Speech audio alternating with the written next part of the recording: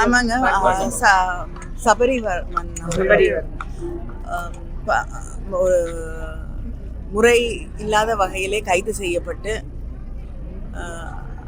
ஒரு இயற்கை மரணத்தை போல அதை காட்ட முயற்சி செய்து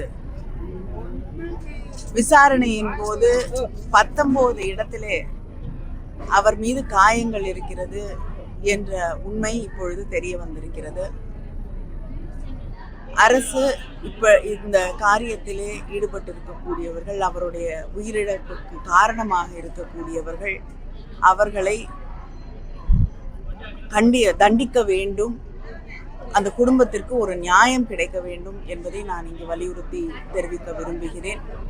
தொடர்ந்து காவல்துறை பெண்களை பாதுகாக்க முடியாத ஒரு நிலையிலே தமிழ்நாட்டிலே இருக்கிறது. குழந்தைகளுக்கு எதிரான குற்றங்கள் தொடர்ந்து அதிகரித்துக் கொண்டிருக்கக்கூடிய ஒரு நிலையிலே காவல்துறையும் அத்துமீறி நடந்து கொள்வது என்பது முதலமைச்சருக்கு நேரடி பார்வையிலே இருக்கக்கூடிய ஒரு துறை.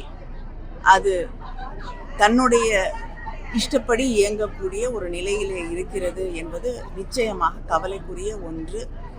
இது முதலமைச்சருடைய கருத்திற்கு, கவனத்திற்கு கொண்டு செல்லப்பட வேண்டும் என்று நினைக்கிறேன். புலித்தலையில ஒரு இளம்பெண் தாவேகா நிர்வாகியால பாலியல் வன்முறை போட்டிருக்கேன்.